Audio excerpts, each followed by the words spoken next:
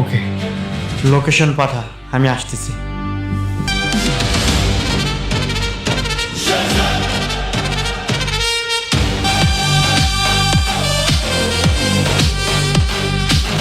আসসালামু আলাইকুম বন্ধুরা, আশা করি আপনারা সবাই ভালো আছেন। আজ আমরা নিয়ে এসেছি দুনিয়া টাকার গোলাম নাটকের 16 নম্বর পর্বের বিস্তারিত ড্রামা এক্সপ্লেইন। আগের পর্বের শেষে আমরা দেখেছিলাম লোকার নাম্বার 92 এর রহস্য উদ্ঘাটনের আগেই দাউদ খানের লোকদের হামলায় গুলিবিদ্ধ হয় গোলাম। গুরুতর আহত অবস্থায় তাকে হাসপাতালে ভর্তি করা হয়। আর সেই ঘটনার পর থেকেই পুরো চৌধুরী পরিবার নেমে পড়েছে এক অনিশ্চিত অপেক্ষায়। চলুন এবার শুরু করা যাক আজকের পর্বের প্রতিটি ঘটনা একদম সিন বাই সিন। পর্বের শুরুতেই হাসপাতালের করিডোরে এক ভয়াবহ উদ্বেগের পরিবেশ দেখা যায়। সাফিজ দ্রুত নিরাপত্তার ব্যবস্থা করে তার লোকদের নির্দেশ দেয়, তোমরা দুজন গেটে থাকবে, কড়া নজরদারিতে থাকবে, যে কোনো সময় দাউদ খানের লোকজন চলে আসতে পারে, সবাই সাবধানে থাকবে। সাফিজ জানে গোলামের উপর একবার হামলা হয়েছে, তাই হাসপাতালে থেকেও বিপদ পুরোপুরি কাটেনি। এদিকে খবর পেয়ে শেহজাদের মাও হাসপাতালে পৌঁছে যান। ফাতেমাও তখন পুরোপুরি ভেঙে পড়ে এবং মেয়েকে নিয়ে দ্রুত হাসপাতালে পৌঁছায়। চোখে অশ্রু নিয়ে সে বারবার সাফিজকে জিজ্ঞেস করে, আমার শেহজাদ কোথায়, এখন কেমন আছে? সাফিজ তাকে শান্ত করার চেষ্টা করে। সে বলে, ম্যাডাম কান্না করবেন না, আল্লাহর উপর ভরসা রাখুন, স্যারের কিচ্ছু হবে না। কিন্তু একজন স্ত্রীর উৎকণ্ঠা কি এত সহজে থামে? ফাতেমা শুধু অপারেশন থিয়েটারের দরজার দিকেই তাকিয়ে থাকে। শেহজাদের মা ফাতেমাকে জড়িয়ে ধরে কাঁদতে কাঁদতে বলেন, বৌমা আমার শেহজাদের জন্য দোয়া করো। ফাতেমার চোখ থেকেও তখন অঝরে পানি ঝরছে। দুজনেই একই মানুষকে ফিরে পাওয়ার অপেক্ষায়। এরপর সাফিজ পুরো ঘটনাটা খুলে বলে। সে জানায় দাউদ খানের লোকেরা শেহজাদকে একটি পুরনো হোটেলের দিকে অনুসরণ করেছিল। তারা সেখানে পৌঁছে নির্মমভাবে হামলা চালায়। এই হামলায় শেহজাদের মাথায় গুরুতর আঘাত লাগে এবং পেটেও গুলি লাগে। সব শুনে উপস্থিত সবাই স্তব্ধ হয়ে যায়। তারা বুঝতে পারে এটি কোনো সাধারণ আক্রমণ ছিল না, এটি ছিল পরিকল্পিত হত্যার চেষ্টা। কিছুক্ষণ পর অপারেশন থিয়েটার থেকে একজন ডাক্তার বেরিয়ে আসেন। সবাই ছুটে গিয়ে তাকে ঘিরে ধরে। ফাতেমা কাঁপা গলায় জিজ্ঞেস করে, ডাক্তার সাহেব আমার স্বামী কেমন আছেন? ডাক্তার শান্তভাবে বলেন, অপারেশন চলছে, আপনারা ধৈর্য ধরুন।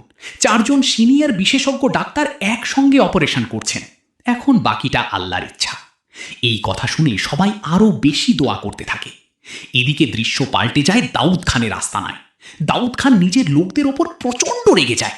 সে চিৎকার করে বলে, তোরা এতগুলো মানুষ গিয়েও একটা কাজ ঠিকমতো করতে পারলি না। একজন লোক ভয়ে ভয়ে উত্তর দেয়, বস আমরা গোলামকে গুলি করেছি। কিন্তু এই উত্তর শুনে দাউদ খান আরও ক্ষেপে ওঠে, কারণ তার কাছে সবচেয়ে গুরুত্বপূর্ণ ছিল লকার নাম্বার 92 এর অবস্থান। সে গর্জে ওঠে, লকারের লোকেশন জেনেছিস? লোকটি মাথা নিচু করে বলে, না বস, বলার আগেই সে অজ্ঞান হয়ে গেছে। এই উত্তর শুনে দাউদ খান ঠান্ডা গলায় কিন্তু ভয়ঙ্কর একটি নির্দেশ দেয়। সে বলে, শোন, ও যদি বেঁচে থাকে তাহলে আগে লকারের লোকেশন বের করবি, আর যদি মরে যায় তাহলে নিশ্চিত হয়ে আসবি যে সব শেষ। দাউদ খানের এই কথাতেই স্পষ্ট হয়ে যায় তার কাছে মানুষের জীবনের কোনো মূল্য নেই। তার কাছে সবচেয়ে মূল্যবান শুধু লকার নাম্বার 92 এর রহস্য। এদিকে হাসপাতালে হঠাৎ একজন নার্স দ্রুত বেরিয়ে এসে জিজ্ঞেস করেন, রোগীর পরিবারের কেউ আছেন? সঙ্গে সঙ্গে ঋতু দৌড়ে এসে সামনে এগিয়ে যায়। নার্স বলেন, রোগীর জন্য ও পজিটিভ রক্ত দরকার, আমাদের স্টকে যা আছে তা যথেষ্ট নাও হতে পারে। এক মুহূর্ত দেরি না করে ফাতেমা বলে ওঠে, আমার রক্ত ও পজিটিভ, যতটুকু দরকার আমি দেব, শুধু আমার স্বামীকে বাঁচিয়ে দিন। ডাক্তার তাকে সঙ্গে নিয়ে ব্লাড ডোনেশনের কক্ষে চলে যান। ফাতেমা মনে মনে শুধু একটি প্রার্থনাই করতে থাকে, হে আল্লাহ, আমার জীবন থেকে যা খুশি নিয়ে নিন, কিন্তু আমার শেহজাদকে আমার কাছ থেকে কেড়ে নেবেন না। হাসপাতালে সবাই যখন গোলামের জন্য প্রাণপণ লড়াই করছে, ঠিক তখনই অন্যদিকে রিশাদের বাড়িতে সম্পূর্ণ ভিন্ন এক দৃশ্য। মনির চাচা তাড়াহুড়ো করে বেগম সাহেবার কাছে এসে বলেন, বেগম সাহেবা খবর শুনছেন, গোলামের তো গুলি লাগছে। কিন্তু বেগম সাহেবার মুখে কোনো দুঃখের ছাপ দেখা যায় না, বরং তিনি ঠান্ডা গলায় বলেন, এবার ঠিকই হয়েছে, উচিত শিক্ষা হয়েছে। মনির চাচা অবাক হয়ে বলেন, আপনারা কি দেখতে যাবেন না? উনি তো আপনাদের মেয়ের জামাই। বেগম সাহেবা আরও কঠিন কণ্ঠে উত্তর দেন, গোলাম আমাদের রক্তের কেউ না, ও বাঁচলেও আমার কিছু যায় আসে না, মরলেও কিছু যায় আসে না। এই কথাগুলো শুনে মনির চাচা আর কিছু বলতে পারেন না। তিনি শুধু বুঝে যান এই বাড়িতে এখনও গোলামের জন্য মানুষের মন জয় করা সম্ভব হয়নি। দীর্ঘ সময় অপেক্ষার পর অবশেষে অপারেশন থিয়েটারের দরজা খুলে যায়। ডাক্তার বাইরে এসে হাসি মুখে বলেন, রোগীর জ্ঞান ফিরেছে, এখন তিনি আশঙ্কামুক্ত, আমরা তাকে কেবিনে শিফট করেছি। এই কথা শুনে সবার মুখে যেন স্বস্তির হাসি ফিরে আসে। ফাতেমা চোখের পানি মুছে দ্রুত কেবিনের দিকে ছুটে যায়। কেবিনে ঢুকেই ঋতু আবেগে ভেঙে পড়ে। সে গোলামের হাত ধরে বলতে থাকে, তুমি আমাকে না বলে কোথায় চলে গিয়েছিলে? জানো আমি কতক্ষণ ধরে তোমার জন্য অপেক্ষা করেছি? সে আরও বলে, আমি তোমার জন্য শাড়ি পরে বউ সেজেছিলাম, আমাদের ঘরটা ফুল দিয়ে সাজিয়েছিলাম, তোমাকে সারপ্রাইজ দেব বলে সব প্রস্তুত করেছিলাম। ঋতুর প্রতিটি কথাই ছিল সীমাহীন ভালোবাসা আর অপেক্ষার কষ্ট। কিন্তু ঠিক তখনই ঘটে যায় সবচেয়ে বড় চমক। গোলাম ধীরে ধীরে চোখ খুলে চারদিকে তাকায়। তারপর হঠাৎ সে বলে ওঠে, মা। এই একটি শব্দ শুনি পুরো কেবিন নিস্তব্ধ হয়ে যায়। শেহজাদের মা চোখের পানি মুছতে মুছতে কাছে এসে বলেন, বাবা তুই আমাকে চিনতে পেরেছিস? শেহজাদ শান্তভাবে উত্তর দেয়, আমি আমার মাকে চিনতে পারবো না? এরপর সে ফাতিমার দিকে তাকিয়ে বলে, ফাতিমা তুমি আমার স্ত্রী। সবাই বুঝতে পারে শেহজাদের বহু আগের স্মৃতি ফিরে এসেছে। এরপর সাফিজ সামনে এগিয়ে এলে শেহজাদ তাকে দেখেই বলে, সাফিজ আমার একমাত্র ব্ল্যাক হর্স। সাফিজ আনন্দে হতবাক হয়ে যায়। এতদিন পর শেহজাদ তার পুরনো পরিচয়, পুরনো সম্পর্ক সব মনে করতে শুরু করেছে। সবাই মনে করতে থাকে হয়তো সবকিছু এবার ঠিক হয়ে যাবে। কিন্তু ভাগ্য তখনও আরেকটি বড় ধাক্কা লুকিয়ে রেখেছিল। এরপর পাশে দাঁড়িয়ে থাকা ঋতুকে দেখিয়ে সবাই জিজ্ঞেস করে, তাকে চিনতে পারছেন? শেহজাদ অবাক হয়ে উত্তর দেয়, না, উনি কি? এই একটি উত্তর শুনেই পুরো ঘরে নেমে আসে নীরবতা। সবাই বুঝতে পারে স্মৃতি পুরোপুরি ফেরেনি। সে শুধু দুর্ঘটনার আগের জীবনটাই মনে করতে। গোলাম হয়ে কাটানো দিনগুলোর কোনো স্মৃতি আর তার মনে নেই। সবচেয়ে বড় আঘাতটা পায় ফাতেমা। সে কাঁদতে কাঁদতে বলে, গোলাম তুমি আমাকে চিনতে পারছো না? কিন্তু শেহজাদ বিস্মিত চোখে তাকিয়ে শুধু বলে, আপনি কি? ফাতেমা বিশ্বাসই করতে পারে না যে মানুষটার জন্য সে নিজের রক্ত পর্যন্ত দিয়েছে, যার জন্য বাসর ঘর সাজিয়েছে, যাকে বাঁচানোর জন্য সারা রাত কেঁদেছে, সেই মানুষটাই আজ তাকে চিনতে পারছে না।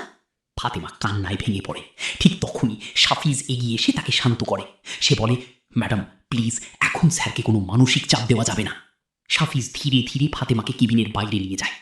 গুলির আঘাতে শেহজাদের বহু বছরের হারিয়ে যাওয়া স্মৃতি ফিরে এসেছে, কিন্তু একই সঙ্গে মুছে গেছে গোলাম হয়ে কাটানো জীবনের সমস্ত স্মৃতি। অর্থাৎ সে নিজের মা, পুরনো পরিচয় আর অতীতকে চিনতে পারলেও যে ফাতেমা তাকে নিঃস্বার্থভাবে ভালোবেসেছিল, সেই ভালোবাসার একটুও আর তার মনে নেই।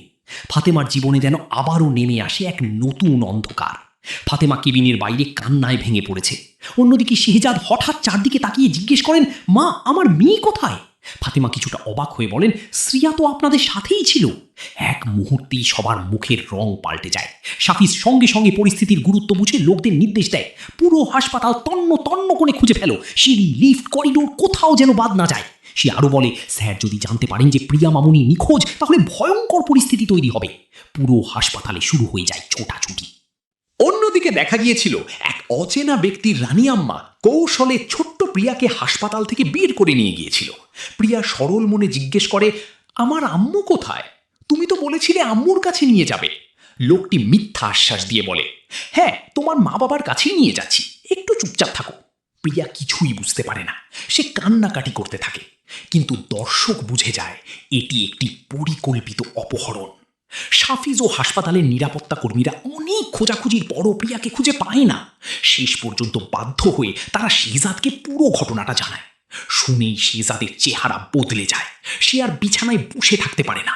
রাগে উদ্বেগে বলে ওঠে, কি বলছো? আমার মেয়ে হারিয়ে গেছে? তার কণ্ঠে ফিরে আসে আগের সেই কঠোর নেতৃত্বের ছাপ।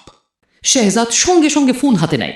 আন্ডারওয়ার্ল্ডের নিজের লোকদের নির্দেশ দিয়ে বলে, আমি শেহজাদ বলছি, হাসপাতাল থেকে আমার মেয়ে হারিয়ে গেছে, সারা শহরে খুঁজে ফেলো, খুব অল্প সময়ের মধ্যে আমি আমার মেয়েকে চাই।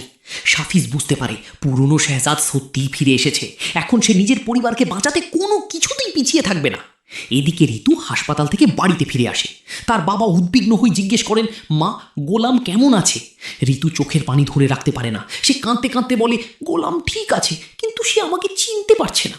এরপর সে বাবাকে জানায় সে নিজের হাতে বাসর ঘর সাজিয়েছিল, শাড়ি পরে সারপ্রাইজ দিতে চেয়েছিল, এমনকি নিজের হাত কেটে রক্ত দিয়ে ভালোবাসার চিঠিও লিখেছিল, আর গোলামকে বাঁচানোর জন্য নিজের রক্তও দিয়েছে। কিন্তু সুস্থ হওয়ার পর সেই মানুষটাই তাকে অপরিচিত বলে দূরে সরিয়ে দিয়েছে। ঋতুর প্রতিটি কথায় বাবার চোখও ভিজে ওঠে। এদিকে অপহরণকারীরা প্রিয়াকে একটি গোপন আস্তানায় নিয়ে যায়। ছোট্ট প্রিয়া বারবার বলে, আমি আমার মায়ের কাছে যাব, কিন্তু তারা তাকে জোর করে চুপ করিয়ে রাখে। স্পষ্ট বোঝা যায় এই অপহরণের পেছনেও বড় কোনো ষড়যন্ত্র লুকিয়ে আছে। একদিকে শেহজাদ তার পুরনো স্মৃতি ফিরে পেলেও ফাতেমার ভালোবাসা ভুলে গেছে, অন্যদিকে সেই সুযোগেই শত্রুরা তার সবচেয়ে বড় দুর্বলতা তার মেয়ে প্রিয়াকে অপহরণ করেছে। এখন প্রশ্ন একটাই, শেহজাদ কি সময় মতো নিজের মেয়েকে উদ্ধার করতে পারবে, নাকি দাউদ খানের নতুন ফাঁদে আরও বড় বিপদ অপেক্ষা করছে? হাসপাতালের ঘটনা জানার পর মনির চাচা চুপচাপ বাড়িতে ফিরে আসেন। তিনি বারবার গোলামের কথাই ভাবছিলেন। ঠিক তখনই তিনি ঋতুর ঘরে যান। হাতে এক কাপ চা নিয়ে তিনি বলেন, ম্যাডাম, আজকেও কি আমি রান্না করব? কাল রাতে তো কিছুই খাননি। কিন্তু ঋতু তখন সম্পূর্ণ ভেঙে পড়েছে। সে কোনো উত্তর না দিয়ে শুধু চুপচাপ বসে থাকে। মনির চাচা আবার বলেন, একটা কথা বলি ম্যাডাম, ফাতেমা ম্যাডামও আসে নাই, গোলামও আসে নাই। দুজন আবার কোথাও চলে গেল নাকি? এই কথা শুনেই ঋতুর কষ্ট আরও বেড়ে যায়। সে বিরক্ত হয়ে শুধু বলে, মনির চাচা, আমাকে একটু একা থাকতে দিন। মনির চাচা আর কিছু না বলে নীরবে সেখান থেকে চলে যান। ঠিক তখনই সাফিজের ফোনে একটি গুরুত্বপূর্ণ কল আসে। ওপাশ থেকে জানানো হয় প্রিয়ার অবস্থান সম্পর্কে একটি গুরুত্বপূর্ণ সূত্র পাওয়া গেছে। সাফিজ দ্রুত লোকেশন নিয়ে শেহজাদকে জানায়। শেহজাদের চোখে মুখে তখন এক নতুন আগুন জ্বলে ওঠে। সে আর এক মুহূর্তও নষ্ট করতে চায় না। শেষ দৃশ্যে দেখা যায় শেহজাদ হাসপাতালের বেডে শুয়ে থাকলেও তার চোখে আর অসহায়ত্ব নেই, বরং সেখানে ফুটে ওঠে প্রতিশোধের আগুন। সে দৃঢ় কণ্ঠে বলে, এবার সবাই বুঝবে শেহজাদ আসলে কে। এই সংলাপের মধ্য দিয়েই স্পষ্ট হয়ে যায় পরবর্তী পর্বে শুরু হতে যাচ্ছে শেহজাদের নতুন লড়াই। একদিকে মেয়েকে উদ্ধার করার যুদ্ধ, অন্যদিকে দাউদ খানের বিরুদ্ধে সরাসরি প্রতিশোধ। একটি গুলি শুধু শেহজাদের শরীরকে আহত করেনি, তার জীবনকেও দুই ভাগে ভাগ করে দিয়েছে। সে ফিরে পেয়েছে নিজের পুরনো পরিচয়, কিন্তু হারিয়ে ফেলেছে গোলাম হয়ে কাটানো জীবনের সব স্মৃতি। ফাতেমার নিঃস্বার্থ ভালোবাসা আজ তার কাছে সম্পূর্ণ অচেনা, আর সেই সুযোগেই শত্রুরা অপহরণ করেছে ছোট্ট শ্রেয়াকে। এখন সামনে অপেক্ষা করছে আরও বড় সংঘর্ষ। শেহজাদ কি নিজের মেয়েকে উদ্ধার করতে পারবি? ফাতেমা কি আবারও তার স্বামীর হৃদয়ে নিজের জায়গা ফিরে পাবে? আর লকার নাম্বার 92 এর রহস্য কি শেষ পর্যন্ত প্রকাশ পাবে? এইসব প্রশ্নের উত্তর মিলবে দুনিয়ার টাকার গোলাম নাটকের পরবর্তী পর্বে। তো বন্ধুরা, এই ছিল দুনিয়ার টাকার গোলাম নাটকের 16 নম্বর পর্বের সম্পূর্ণ ড্রামা এক্সপ্লেইন। ভিডিওটি যদি আপনাদের ভালো লেগে থাকে তাহলে অবশ্যই একটি লাইক দিন, বন্ধুদের সঙ্গে শেয়ার করুন এবং আমাদের চ্যানেলটি সাবস্ক্রাইব করে পাশে থাকা বেল আইকনটি অন করে রাখুন। নতুন পর্বের বিস্তারিত এক্সপ্লেইন নিয়ে খুব শিগগিরই আবার হাজির হব। আল্লাহ হাফেজ, দেখা হবে পরবর্তী পর্বে।